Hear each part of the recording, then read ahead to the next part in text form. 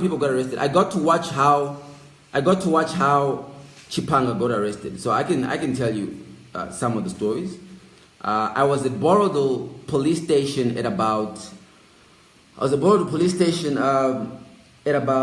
3:25 in the morning. We're at Borodale police station. We're just coming from Pockets Hill ZBC station, where I literally had police the military put a barrel of a gun in my mouth. You know, the trouble is, I like things, right? So I really had no business going to ZBC. But I kept hearing people talking about what's happening at ZBC. So me, in my curious mind, I thought, let me go to ZBC. I get to ZBC, and now I couldn't drive out.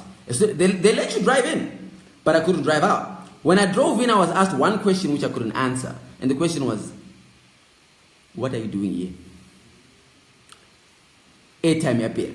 Kupera airtime so ndavudzwa nema soldier, what are you doing here? My name is Lumumba. I'm a politician.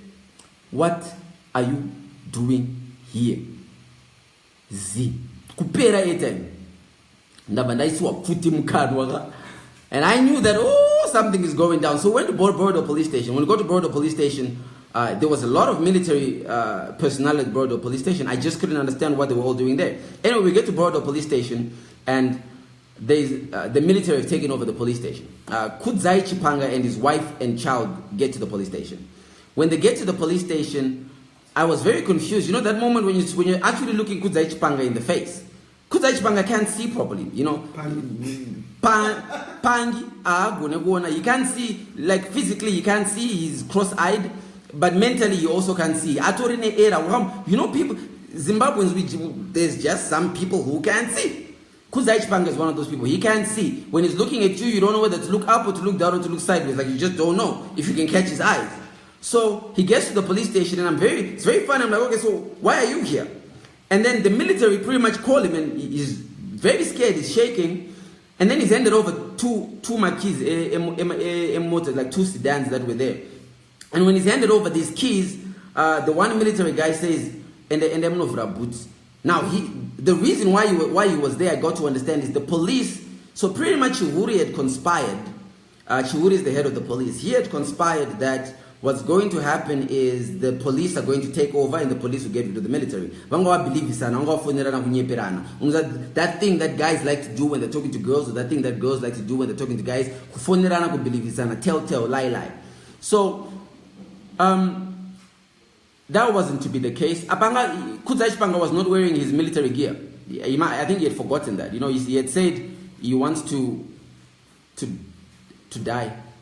Kudzai Chipanga said he wants to die for Robert Mugabe. I mean, do you understand the madness of this guy? He said, I am willing to die for Robert Mugabe. And then guess what? His chance came. He asked, how many people have dreams and passions, and the dreams come to life?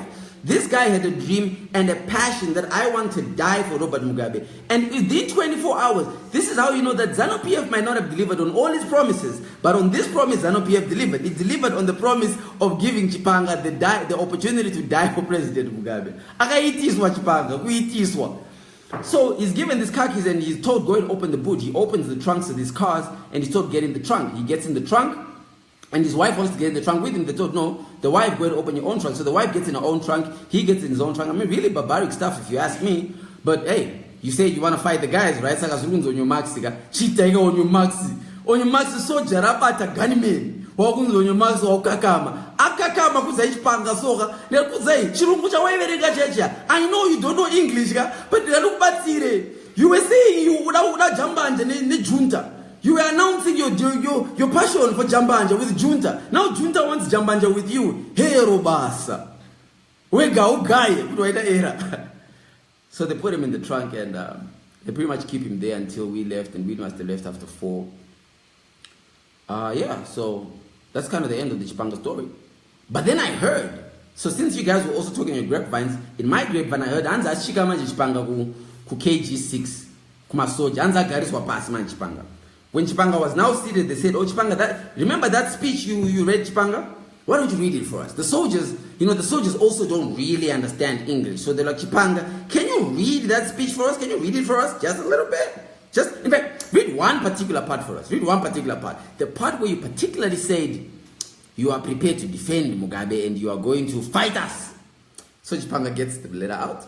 And he told, read, Chipanga, read, Mr. Chipanga. Commander, General, let a guy read your mess, your jokes, your funnies. Because Chipanga forgot to say he was joking when he was doing that banana fall on you. So he read the speech, and then the soldiers like, yeah!